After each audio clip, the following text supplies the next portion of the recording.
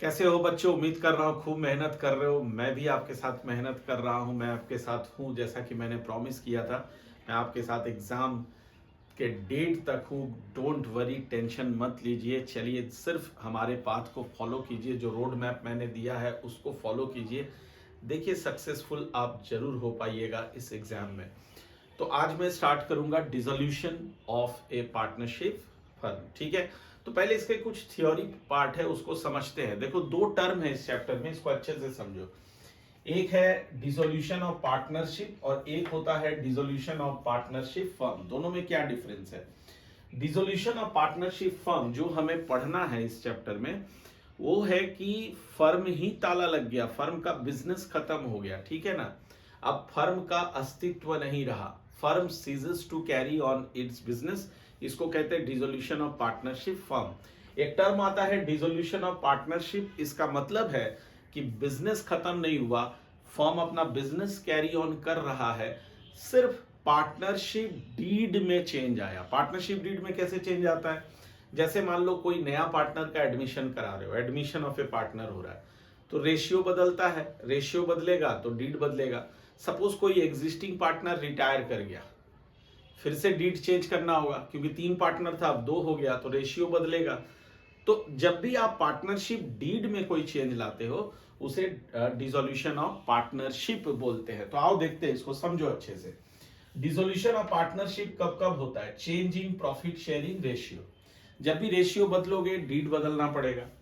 Admission of a partner, deed बदलना पड़ेगा। Retirement और death of a partner, deed बदलना पड़ेगा। Expansion of a partner, partner को निकाल दोगे, डीड बदलना पड़ेगा।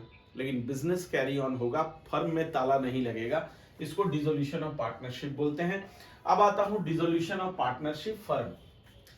इसमें दो केसेस होता है। एक, विदाउट कोर्ट्स इंटरवेंशन, यानी बिना कोर्ट के दखल अंदाजी के फर्म में ताला लगा देते हैं। With courts intervention, court notice भेजता है तो हमें मजबूरन ताला लगाना पड़ता है। अब इसके एग्जांपल देखते हैं। विदाउट कोर्ट्स इंटरवेंशन यानी हम अपनी मर्जी से ताला लगा देते हैं, बिजनेस को खत्म कर देते हैं। बाय म्यूचुअल एग्रीमेंट, आपसी सहमति से। हम 3 पार्टनर हैं, तीनों ने आपसी सहमति कर लिया, एग्रीमेंट कर लिया, फर्म में ताला लगा दिया। इंसॉल्वेंसी ऑफ पार्टनर्स, एक या एक से अधिक पार्टनर या सारा पार्टनर्स अगर इंसॉल्वेंट हो जाए, तो फिर ये मजबूरी होता है हमारे लिए कि फर्म के बिजनेस को खत्म कर दिया जाए, फर्म में ताला लगा दिया जाए। अनलॉफुल बिजनेस, अगर ये हम देखें कि हमारा बिजनेस इलीगल बिजनेस है, इलीगल बिजनेस यानी हम स्मगलिंग कर रहे हैं या कुछ कर रहे हैं जो कानून की नजर में इलीगल है, तो फर्म डिसॉल्व हो जाता है। एक्सपायरी ऑफ टर्म, हमने 2 साल के लिए फर्म बनाया था, 2 साल खत्म हो गया, फर्म डिसॉल्व हो जाएगा। फुलफिलमेंट ऑफ ऑब्जेक्टिव, हमने रोड बनवाने के लिए फर्म बनाया था, हम 4 पार्टनर मिलकर के अपने मोहल्ले का रोड बनवाना है, जैसी रोड बन जाएगा फर्म खत्म हो जाएगा। विथ कोर्ट्स इंटरवेंशन, यानी कोर्ट बाकायदे नोटिस भेज करके आपके फर्म को बंद करा देगा। कब कब? Partners become of unsound mind, यानी एक या एक से अधिक पार्टनर जब अनसाउंड माइंड यानी पागल हो जाए, वो इनकैपेबल हो जाए नॉर्मली सोचने के लिए चीजों को, तो फिर कोर्ट फर्म को बंद करा देता है। Partners become incapable to work, उसमें क्षमता नहीं है, वो वर्क नहीं कर पाएगा। कोई भी पार्टनर, चाहे एक हो चाहे सारा, तो कोर्ट नोटिस भेज करके फर्म को बंद करा देती है। जस्ट एंड इक्विटेबल, जस्ट का मतलब होता है जस्टिस। अगर कोर्ट को लगे कि ये फर्म अगर चलेगा तो सोसाइटी के लिए हानिकारक है, तो फर्म जो है उसको बंद, कोर्ट जो है उस फर्म में ताला लगवा देगा। Firm can not be carried on accept eight A loss, अगर कोर्ट को ये यकीन हो जाए कि ये फर्म जो है ये समाज के लिए बोझ बन गया, ये फर्म अगर एग्जिस्ट करेगा तो केवल लॉस से ही हो सकता है, प्रॉफिट कभी नहीं, तो फर्म को वो बंद करा देगा।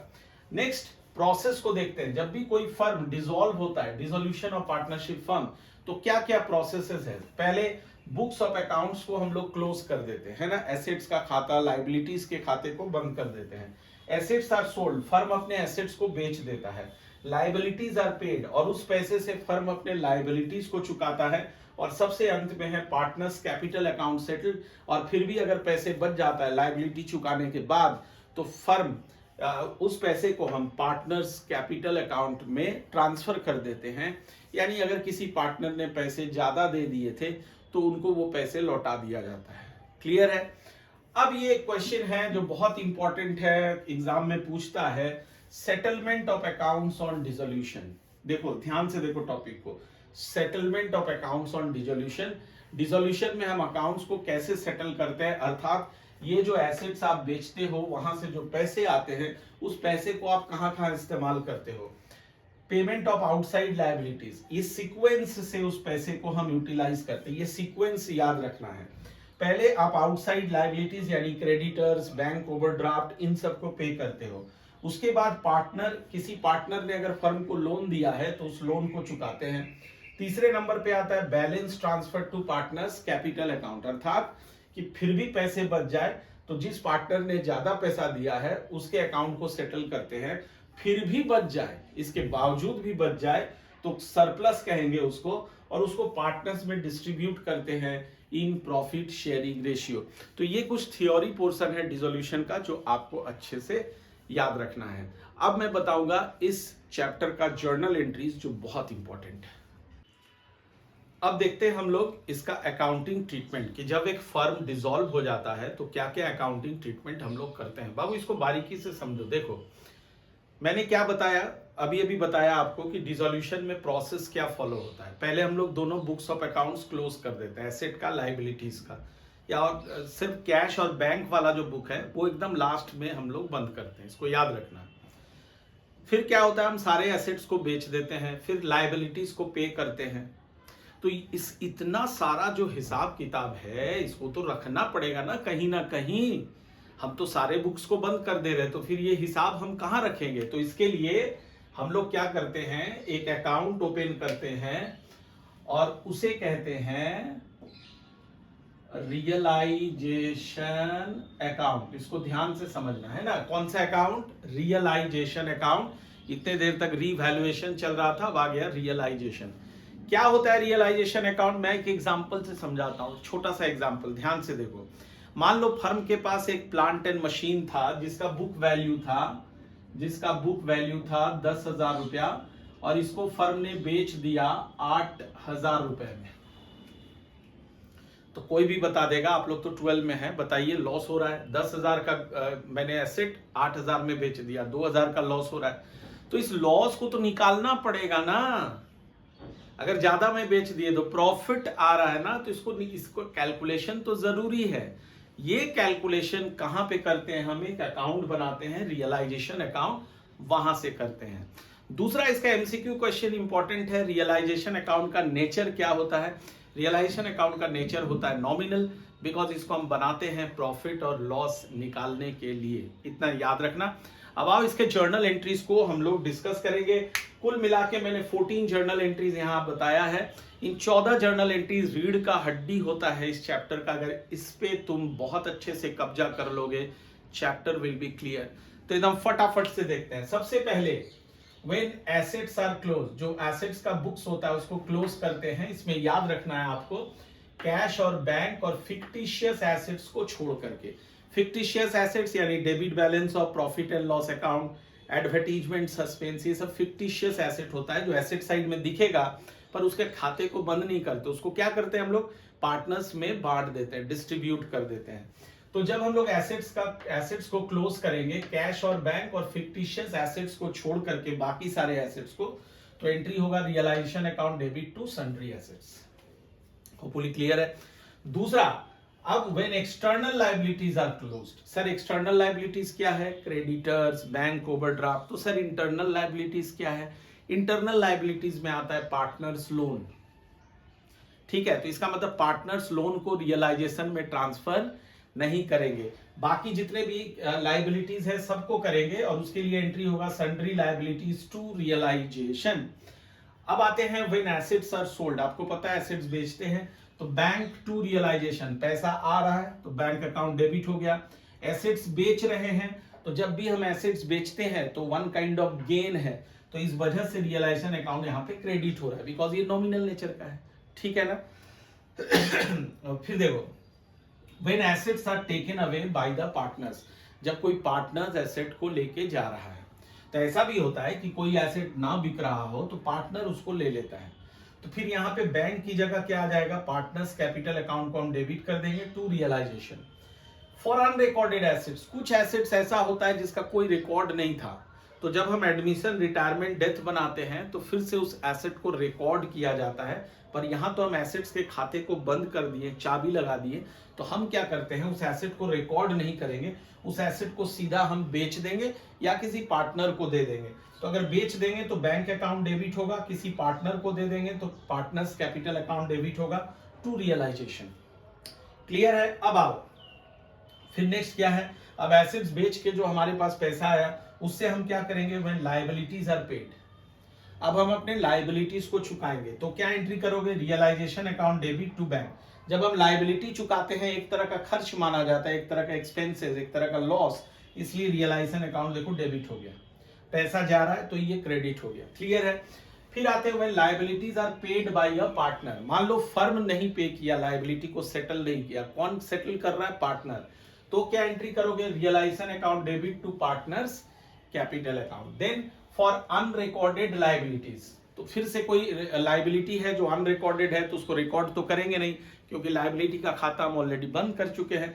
तो फिर करेंगे क्या, ऐसे लायबिलिटीज को पे कर दिया जाता है, या तो फर्म पे करेगा या फिर कोई पार्टनर उसको पे करेगा। अगर फर्म पे करेगा तो रियलाइजेशन टू बैंक होगा, और अगर कोई पार्टनर पे करेगा तो realisation to partners capital account होगा। When realization expenses are paid by the firm, बाबू बहुत इंपॉर्टेंट है, ध्यान से देखो। इतना जो आप एसेट्स बेच रहे हो, लायबिलिटीज पे कर रहे हो, इसमें फर्म का कुछ खर्च भी होता है। जैसे फॉर एग्जांपल मान लो कोई एसेट बिक नहीं रहा है तो हमें एक ब्रोकर अपॉइंट करना पड़ता है, उसको कमीशन देना पड़ता है, तो इस तरह का कोई खर्च होता है जिसको हम रियलाइजेशन एक्सपेंसेस बोलते हैं। और कई बार क्वेश्चन में डिसोल्यूशन एक्सपेंस भी लिखा रहता है इसके बारे में। तो अगर ये रियलाइजेशन एक्सपेंसेस है, इसको फर्म पे कर रहा है, तो ऑब्वियस सी बात है फर्म का खर्चा है तो फर्म ही पे करेगा। तो क्या एंट्री होगा, रियलाइजेशन अकाउंट डेबिट, चूंकि ये लॉस है तो डेबिट हो गया realisation account to to to to to. अच्छा यहाँ पे एक मिनट, यहाँ पे आएगा when paid by the firm है, तो आप यहाँ पे करोगे टू बैंक अकाउंट। ठीक है, to bank account, to bank account, paid by the firm है तो to bank account. When realization expenses, ये एंट्री बहुत इंपॉर्टेंट है, इसको ध्यान से देखो। यहाँ पे एक चीज और मैं बता दूं कि मान लो रहता when realization expenses are paid by a partner, तो क्या एंट्री होता, realisation account debit to partners capital account. इसको दिमाग में रखना। अब क्या कह रहा है, when realization expenses are borne by a partner, तो मैंने अभी भी कहा रियलाइजेशन एक्सपेंसेस जो है ये खर्च है किसका, ये है खर्च फर्म का। लेकिन एक पार्टनर ने हाथ खड़ा कर दिया, बोला सर आज के बाद से ये जो खर्च है ये मैं बेयर करूंगा, रियलाइजेशन एक्सपेंसेस का खर्चा मैं अपने जेब से दूंगा। तो फर्म का रिस्पॉन्सिबिलिटी खत्म, यानी फर्म के लिए तो अब ये लॉस नहीं रहा, पार्टनर ने खुद बेयर कर लिया। तो फर्म अपने बुक्स में इसका कोई जर्नल एंट्री नहीं करेगा, no journal entry. Got it? Yes sir.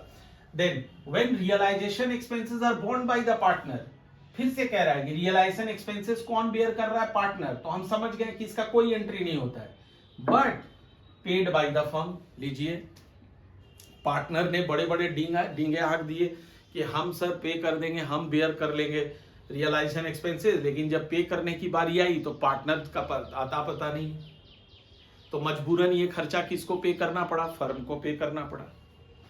बात समझ रहे हो, पे करने वाला था पार्टनर, उसने खुद बेयर किया था। अगर ऐसा होता तो फर्म कोई एंट्री नहीं करता, लेकिन जब पे करने का टाइम आया पार्टनर गायब हो गया तो फर्म को पे करना पड़ा। तो फर्म ऐसे केस में क्या करता है, पार्टनर के कैपिटल अकाउंट से वो पैसा निकाल लेता है। तो इसलिए पार्टनर्स कैपिटल अकाउंट यहां पे देखो डेबिट हो रहा है। ठीक है, टू बैंक अकाउंट, ये बहुत बहुत बहुत बहुत इंपॉर्टेंट है, बहुत अच्छे से इसको दिमाग में रखोगे। ठीक है, फिर कहता है when A liability is settled bye an asset. मान लो फर्म का कोई लायबिलिटी है, कोई क्रेडिटर है, और तो आपने देखा अभी कि लायबिलिटीज को हम पेमेंट कर देते हैं, लेकिन फर्म ने क्या किया, उस क्रेडिटर को अपने ही एसेट में से एक फर्नीचर दे दिया। बोला भाई साहब हमारे पास पैसे नहीं है, आप ये फर्नीचर ले जाओ। तो इसका मतलब हुआ ये liability settled bye an asset, तो उसका कोई जर्नल एंट्री हम नहीं करेंगे, इसको दिमाग में रखिए। When a liability is settled by an asset, no journal entry, no journal entry, no journal entry। ठीक है, इतना अगर याद रख सकते हो जर्नल, तो आसानी से ये चैप्टर उतर जाएगा। फिर रियलाइजेशन से अगर प्रॉफिट आया, मैंने कहा आपसे रियलाइजेशन अकाउंट बनाते ही है प्रॉफिट और लॉस के लिए, तो एंट्री करोगे realisation account to partners capital account, partners में बांट देंगे। सिमिलरली अगर लॉस आया तो उल्टा एंट्री कर देंगे, partners capital account debit to realisation. I hope this is clear.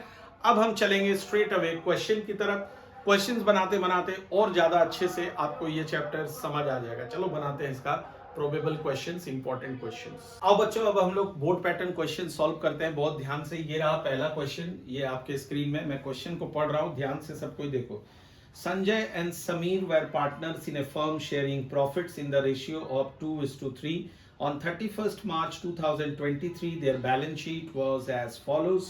ये बैलेंस शीट गिवन है। The firm was dissolved on 1st April 2023 and the assets and liabilities were settled as follows. Sanjay agreed to take over land and building at 3,50,000 by paying cash. Stock was sold for 90,000. Creditors accepted debtors in full settlement of their claim. Pass necessary journal entries for dissolution of the firm. तो घबराने की बात नहीं है, जैसे ही ये question आएगा आप जर्नल एंट्रीज को याद करो। अभी अभी जो मैंने लिखाया था, सबसे पहले क्या करते हैं, सबसे पहले हम लोग एसेट्स के बुक्स को बंद करते हैं, एक्सेप्ट कैश एंड बैंक। तो आप सीधे बैलेंस शीट में चल जाओ, आपके पास लैंड एंड बिल्डिंग है, स्टॉक है, डेटर्स है, बैंक है। बैंक के अलावा इन तीनों को बुक्स को हम क्लोज करेंगे और उसमें वैल्यू हम डालते हैं बुक वैल्यू, यानी बैलेंस शीट वाला value.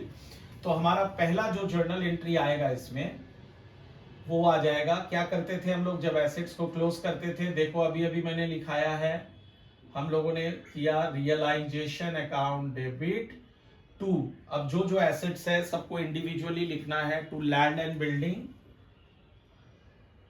To land and building 3 lakhs। ये लैंड एंड बिल्डिंग का बुक वैल्यू आप देख लो, बैलेंस शीट में जो वैल्यू है उसी को लिखना है, उसको बुक वैल्यू बोलते हैं। फिर to stock 1 lakh, to stock ये मैंने कर दिया 1 lakh, और फिर आता है to debtors 1,50,000, to debtors this is 1,50,000, 250 plus 3 ये 5,50,000 आप यहाँ पे रियलाइजेशन में ट्रांसफर कर दो। होपफुली क्लियर है।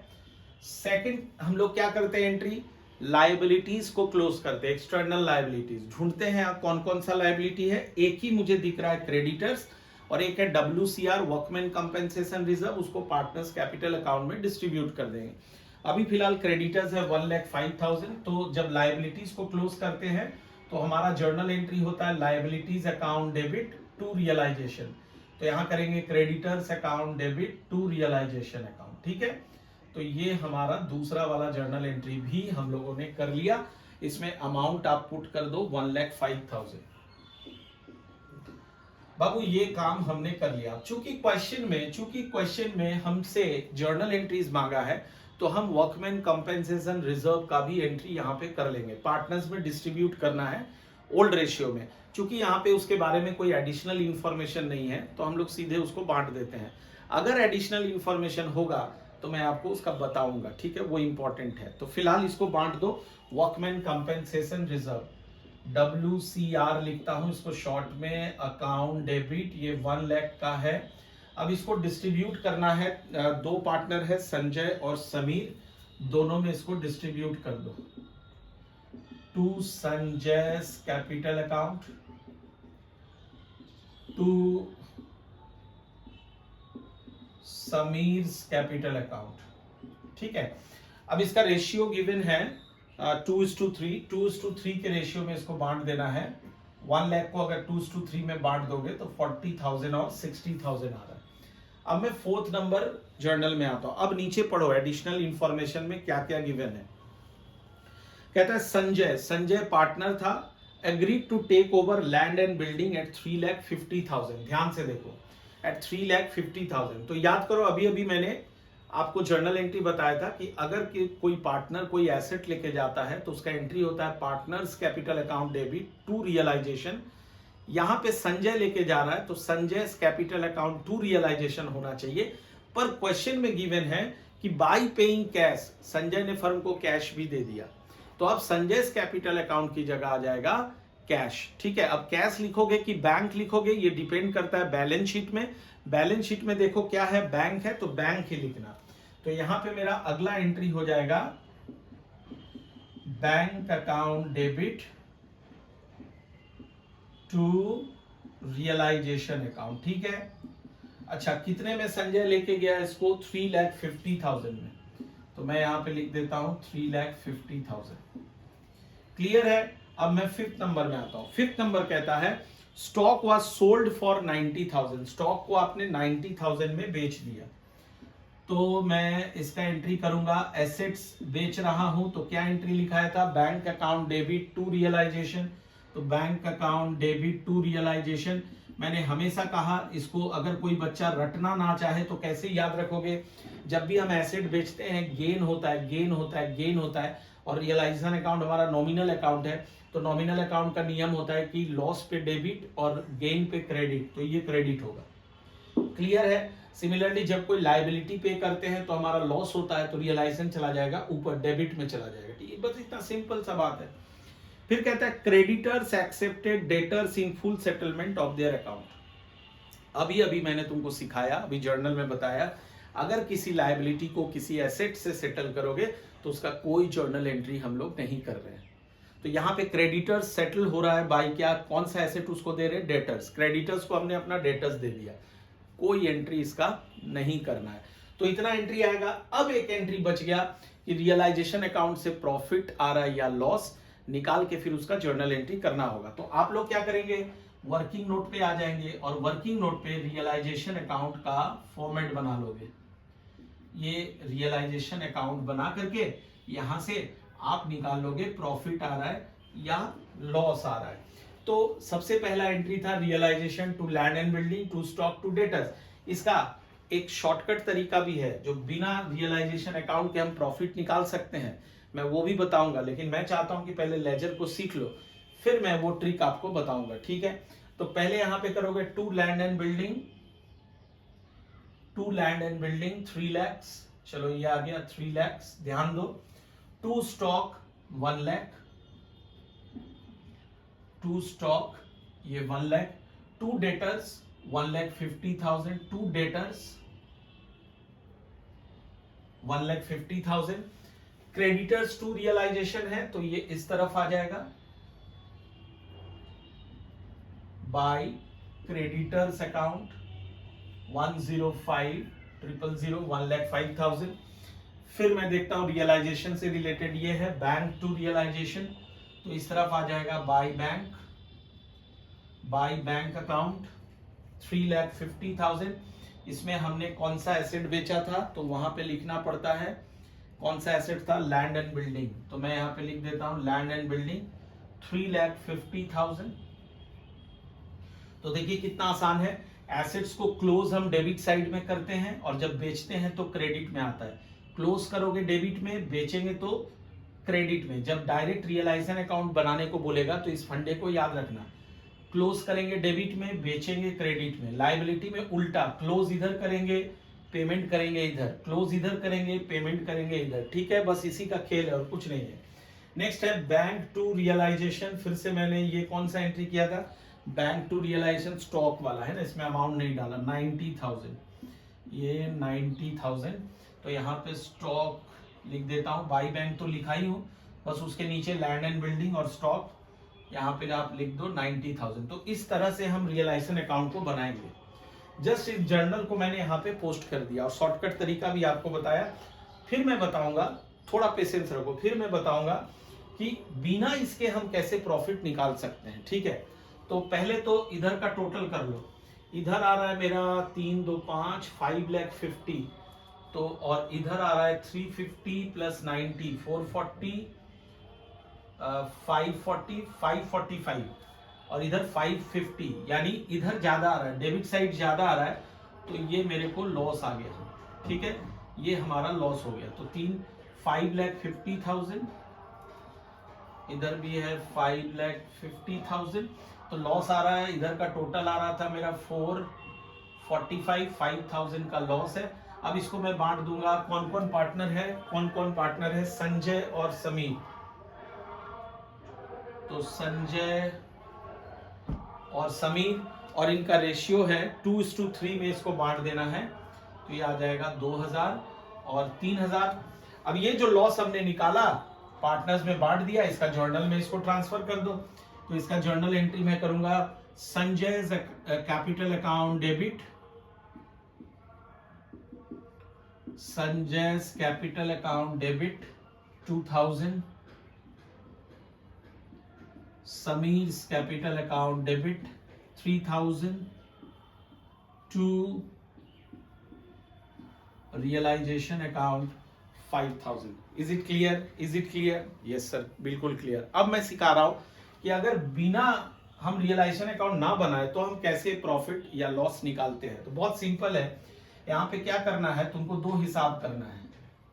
एक रियलाइजेशन अकाउंट का देख लो कहाँ कहाँ क्रेडिट है, और एक रियलाइजेशन अकाउंट देख लो जहां जहां डेबिट है। सबको जोड़ के यहाँ पे लिखो।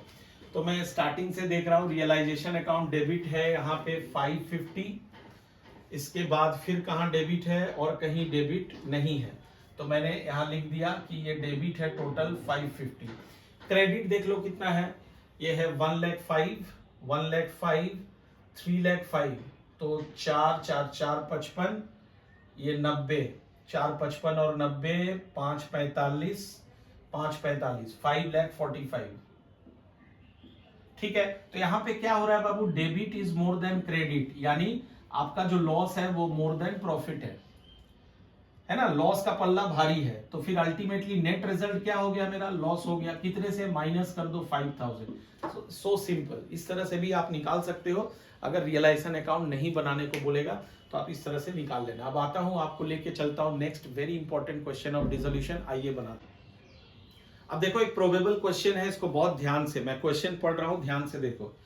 Adhiraj and Karan were partners in a firm sharing profits and losses in the ratio 3:2.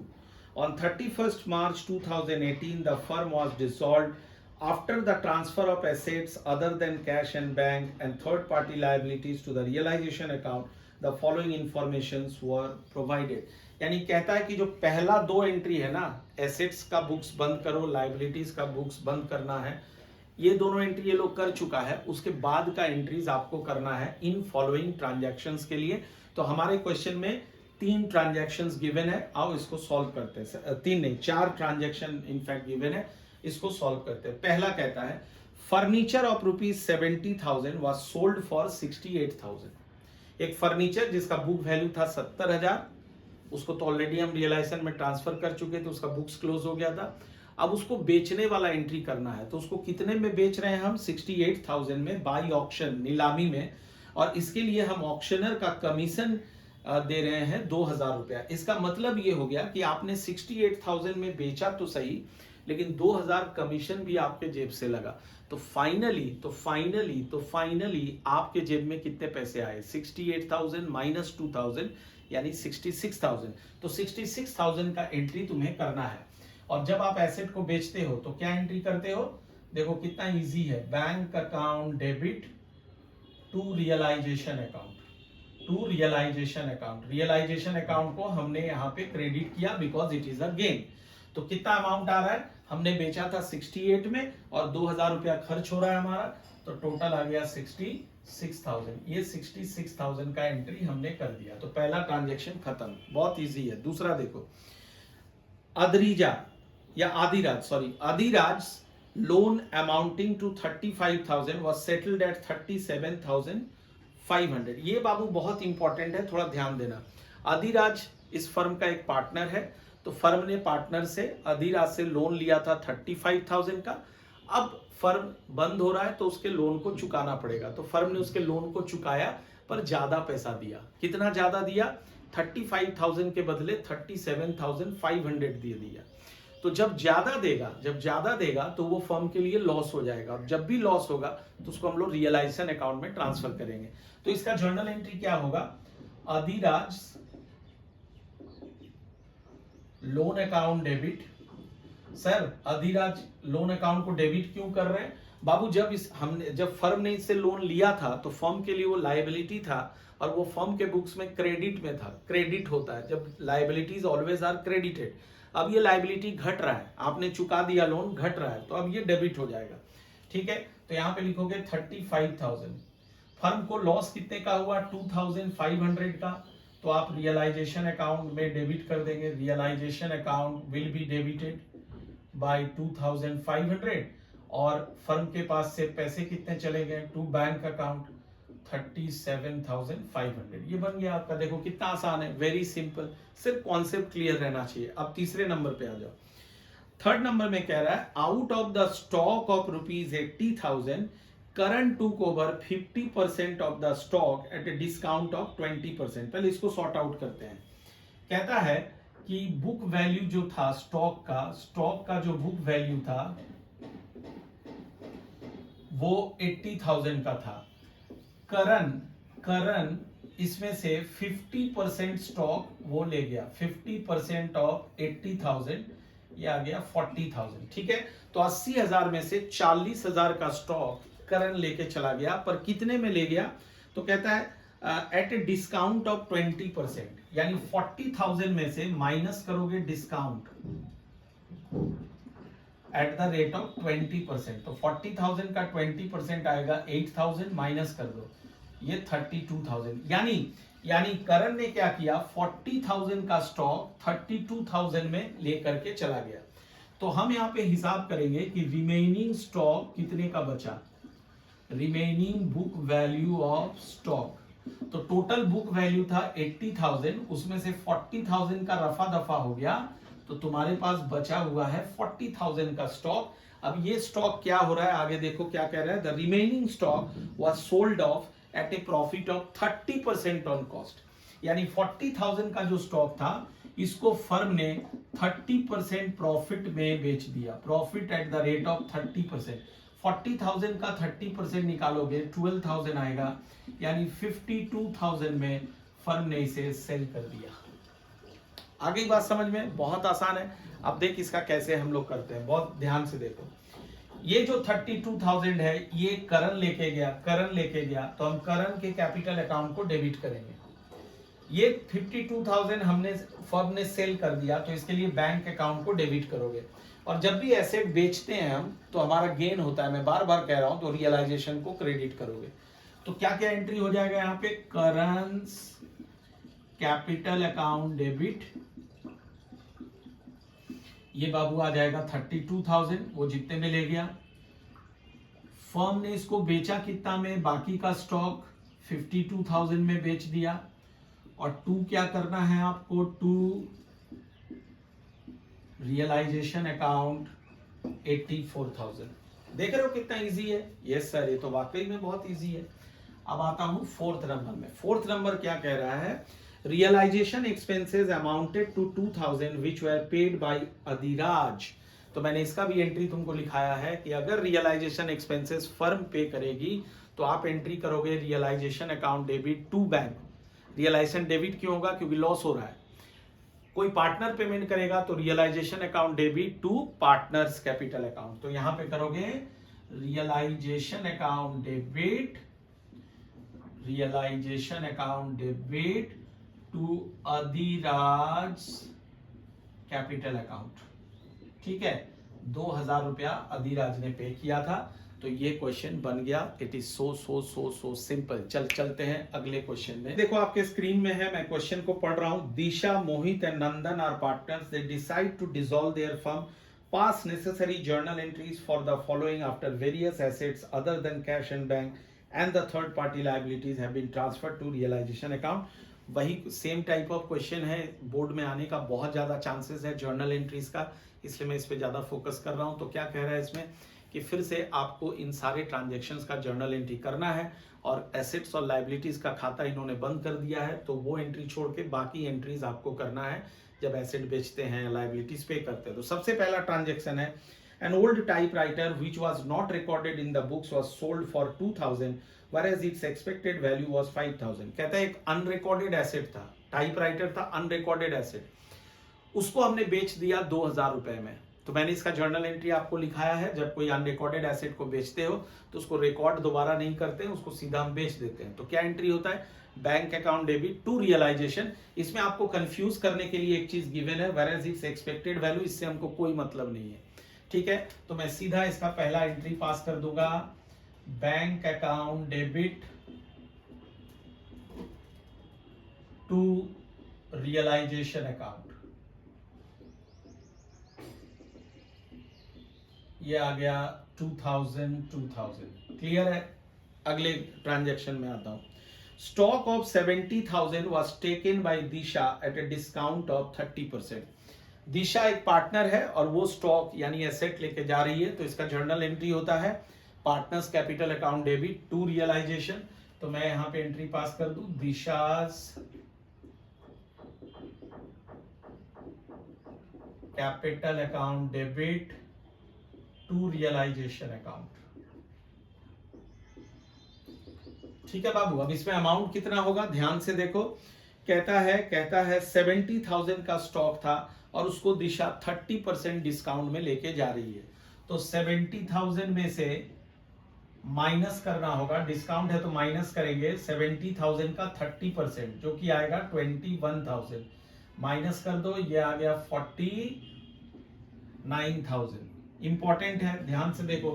Third number क्या कह रहा है, total creditors of the firm were 20,000। Total creditor liability था 20,000 का, एक क्रेडिटर फॉर 2,000 वाज अनट्रेसेबल। तो 20,000 में से 20,000 का क्रेडिटर था, फर्म ढूंढ रहा था इनको कि आओ भैया मेरा फर्म बंद हो रहा, हम तुमको पेमेंट करेंगे, लेकिन इसमें से 2,000 का क्रेडिटर को हम ढूंढ नहीं पाए, तो मेरे पास क्रेडिटर बच गया 18,000 का। अब देखो आगे क्या कहता है, अदर क्रेडिटर्स यानी 18,000 का creditors accepted payment allowing 10% discount. तो बाकी का जो क्रेडिटर था उन्होंने कहा कि सर फर्म आपका ऐसे ही डूबा हुआ है, तो हम चाहते हैं आपको 10% का डिस्काउंट भी दे।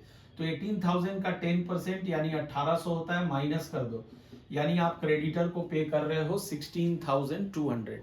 और जब फर्म लायबिलिटी को पे करता है तो हमारा जर्नल एंट्री क्या होता है, जल्दी से बताओ, realisation account debit, realisation account debit to bank account, और ये आ गया 16,200। 16,200 क्लियर है, एनी प्रॉब्लम? नो सर, बिल्कुल सही। चलो आगे बढ़ते हैं।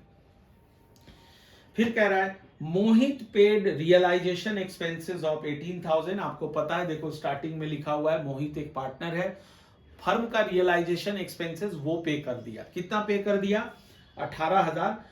फिर कहता है out of his private funds, अपने जेब से इन्होंने 18,000 पे कर दिया, यानी फर्म का फंड में कोई चेंजेस नहीं आया। फिर आगे बढ़ो, फिर कहता है who was to get remuneration of 13,000 for completing the dissolution process।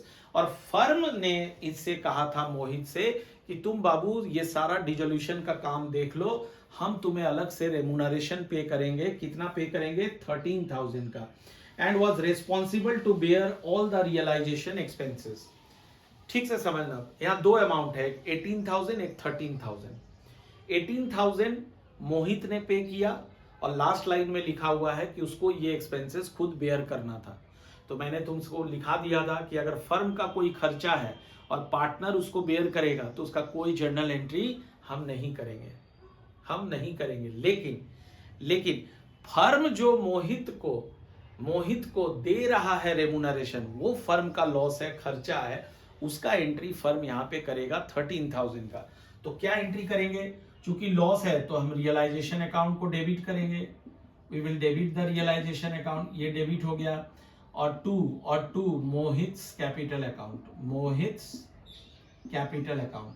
बाबू कितना आ रहा है इसमें, आप देख लो कितना था इसका अमाउंट, 13,000 का था, तो मैंने यहाँ पे लिख दिया 13,000।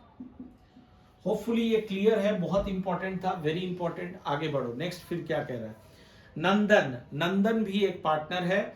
कहता है taken a loan of 50,000 from the firm. Nandan ने फर्म से लोन लिया था, यानी फर्म पॉइंट ऑफ व्यू से सोचो, फर्म के लिए ये था एसेट, था कि नहीं? हाँ सर। और एसेट हमेशा होता है डेबिट, एसेट हमेशा होता है डेबिट। ठीक है, अब आगे क्या कह रहा है, which was paid fully by him to the firm, और जब फर्म बंद हो रहा था तो नंदन ने ये पैसा फर्म को वापस कर दिया। तो अभी मैंने कहा कि ये जो लोन अकाउंट था ये फर्म के बुक्स में डेबिट में खड़ा था, डेबिट में खड़ा था। और तुम्हें मैं बता चुका हूं कि लोन, पार्टनर्स लोन, चूंकि ये इनसाइडर चीज होता है इसलिए रियलाइजेशन में कभी नहीं आता है, तो इसको हमको इंडिविजुअली ट्रीट करना है। तो पहले ये फर्म के बुक्स में डेबिट था, अब हो जाएगा क्रेडिट, और इन्होंने, मोहित ने फर्म को पैसा दिया तो बैंक अकाउंट हो जाएगा डेबिट। तो हमारा जर्नल एंट्री हो जाएगा bank account debit to Mohit's loan account 18,000। Hopefully clear है? यस सर, बिल्कुल क्लियर है। अब आगे बढ़ता हूं। Rupees 12,000 was recovered from a debtor which was written off as bad debt last year. तो कहता है पिछले साल ये पैसा डूब गया था, बैड डेट्स हो गया था, मेरा किस्मत चमक गया, वापस मिल गया। हमारे लिए फायदा हुआ, डूबा हुआ पैसा वापस मिल गया, फायदा हुआ। फायदा जब भी होगा रियलाइजेशन अकाउंट को क्रेडिट करोगे, पैसा आ रहा है तो बैंक अकाउंट को डेबिट करोगे। तो यहां पे एंट्री कर लेंगे हम bank account debit to realisation account, और देखो कितना अमाउंट है, 12,000 है, तो मैं यहां पे लिख देता हूं 12,000। Hopefully this is absolutely clear. ठीक है, चलो मिलते हैं अगले क्लास में कुछ नए क्वेश्चंस के साथ। एक बहुत इंपॉर्टेंट क्वेश्चन है, और ये क्वेश्चन मैं खास करके आपको WCR वर्कमैन कंपनसेशन रिजर्व के लिए बता रहा हूं। ये रहा क्वेश्चन पढ़ रहा हूं, ध्यान से देखो। सोहा, टीना, Urvashi were partners sharing profits in the ratio of 1/2, 3/8, 1/8. Following was their balance sheet as at 31st March 2025. ये इनका बैलेंस शीट गिवन है। बैलेंस शीट को बढ़िया से देख लो अच्छे से। Workman compensation reserve liability side में है, एसेट साइड में देखने लायक चीज क्या है, एडवर्टीजमेंट सस्पेंस अकाउंट है। ठीक है, अब आगे बढ़ते हैं। The firm was dissolved on the above date. Fixed assets were realized at 120% and 50,000 of the debtors proved bad. Creditors agreed to take stock, ये सब वगैरह वगैरह चीज गिवन है। और अंत में कह रहा है प्रिपेयर रियलाइजेशन अकाउंट। तो अभी यहाँ पे तुम लोग सीखोगे कि रियलाइजेशन अकाउंट कैसे हम लोग सीधे बना सकते हैं विदाउट जर्नल एंट्री। तो मैंने अभी अभी आपको 2 क्वेश्चन पहले इसका ट्रिक बताया था, और मुझे उम्मीद है कि सारे बच्चों को वो ट्रिक याद है। एक बार दोबारा मैं यहाँ पे रिपीट कर देता हूँ। इस चीज को याद रखोगे तो बहुत आसानी से आप एग्जाम में इसको बना सकते हो। ठीक है, तो पहले मैं इसका फॉर्मेट बना लेता हूँ। ये मैंने फॉर्मेट बना लिया। तो करना क्या है, सबसे पहले जब एसेट्स के बुक्स को बंद करते हो तो उसका एंट्री इधर होगा, closing assets in the debit side, closing liabilities in the credit side. पहला काम ये कर लेंगे। एसेट्स को क्लोज इधर करेंगे, जब बेचेंगे तो क्रेडिट साइड में आएगा। लायबिलिटीज को आपने क्लोज इधर किया, जब पे करोगे तो इस तरफ आएगा। तो ये 4 चीज का ही तो खेल है, यही 4 है और कुछ नहीं है। तो हम सबसे पहले यहाँ एसेट्स को क्लोज करेंगे। याद रखना मैंने नोट में लिखा दिया था, केवल कैश एंड बैंक और फिक्टिशियस एसेट को छोड़ के सारे एसेट्स को क्लोज करना है। तो यहाँ पे कैश एट बैंक भी है, मतलब कैश है, और एडवर्टीजमेंट सस्पेंस अकाउंट ये फिक्टिशियस एसेट है। इसके अलावे जो भी एसेट्स है उसको डेबिट साइड में यहाँ पे करना है बंद। तो यहाँ पे लिखेंगे टू सन्ड्री एसेट्स। और कौन कौन सा एसेट है, लेट मी सी। फिक्स्ड एसेट्स 9 lakhs, तो ये 9 lakhs आ गया। चलो number 1। Debtors 2,80,000,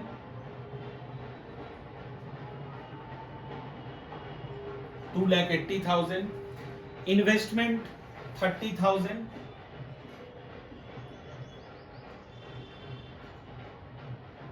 investment 30,000, stock 1,40,000,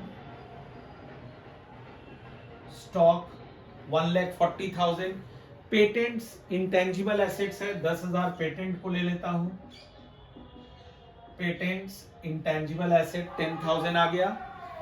prepaid expenses 12,100, उसको ले लेता हूं।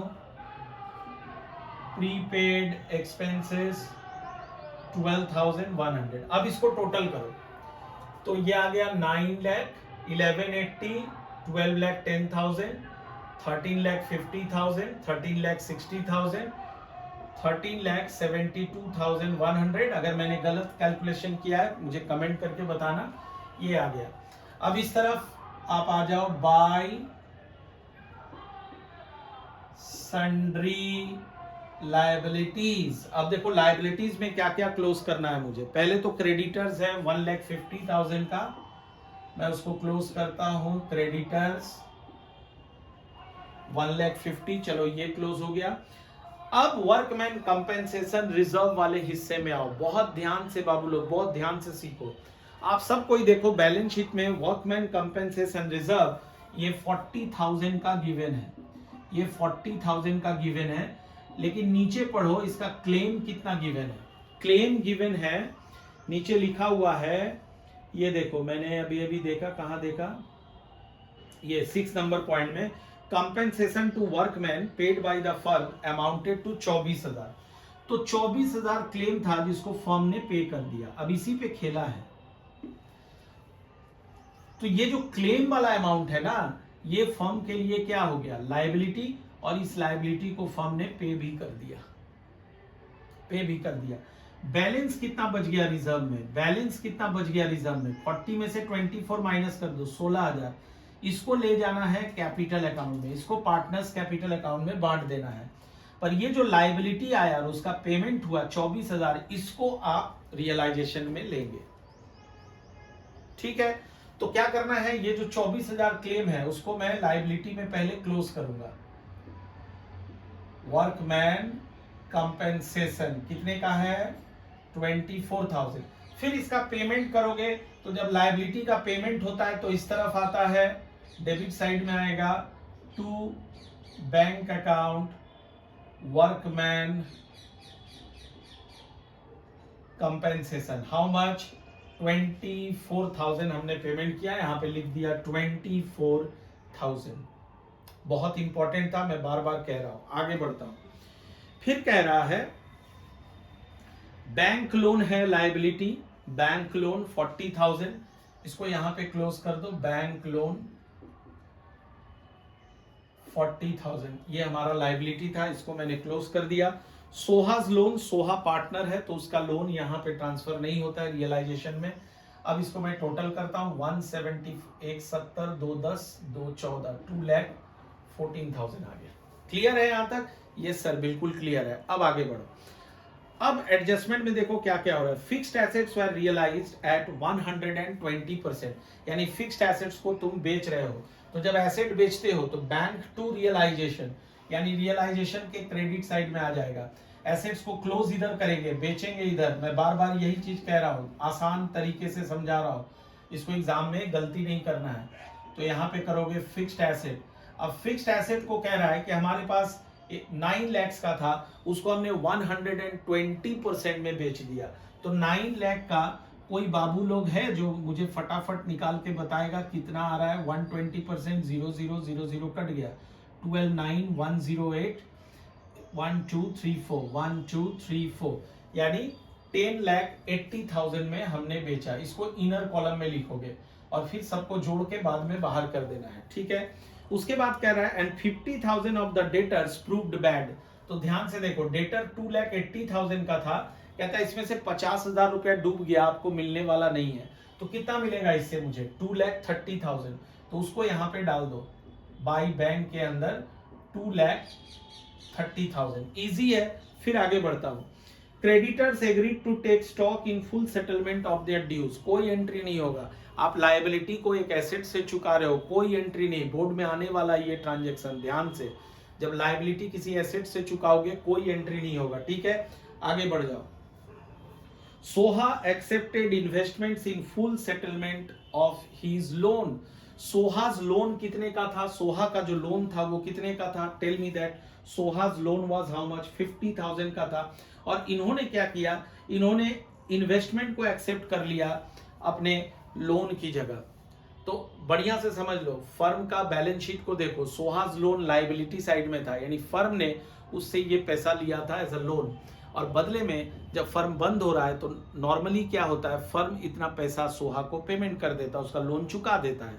लेकिन यहाँ पे फर्म ने कहा मेरे पास पैसे की कमी है मैडम, आप जो है इन्वेस्टमेंट्स उठा के ले जाओ, फर्म का जो इन्वेस्टमेंट है वो ले जाओ।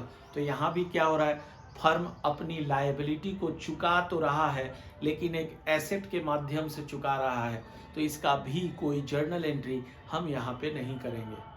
आ गई बात समझ में? ये सर बिल्कुल आ गई। चलो आगे बढ़ता हूँ। अब कहता है bank loan is paid of together with interest at the rate of 9% per annum for 3 months. तो बैंक लोन हमारे पास था 40,000 का, तो बाबू लोग इसका इंटरेस्ट निकालो। कहता है 3 मंथ्स का इंटरेस्ट के साथ इसको आप चुका रहे हो। 40,000 है, इसका 9%, 9 और 8% कितना था, 9%, और 3 मंथ्स का इंटरेस्ट के साथ आप चुका रहे हो। तो 3 मंथ्स का मैं यहाँ पे इंटरेस्ट निकाल रहा हूँ। 0 0 0 0 ये कट गया, ये 3 4 से कट गया, ये 100 आ गया, तो 100 इंटू 9 ये 900 आ गया।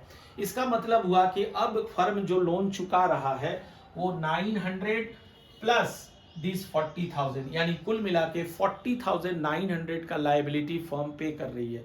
तो इसका जर्नल एंट्री क्या होता है, realisation account debit, realisation account debit to bank account. तो यहाँ पे जो टू बैंक अकाउंट लिखे हो उसमें आप ये बैंक लोन को शामिल कर दो, तो उसमें आप ये बैंक लोन को शामिल कर दो। 40,900 क्लियर है? यस सर बिल्कुल क्लियर है। आगे बढ़ता हूं। An unrecorded investment was sold for 16,000। एक और अनरिकॉर्डेड इन्वेस्टमेंट था 16,000 का, उसको फर्म ने बेच दिया। ठीक है, तो उसका जर्नल एंट्री क्या होता है जब आप अनरिकॉर्डेड एसेट को बेचोगे, bank account debit to realisation.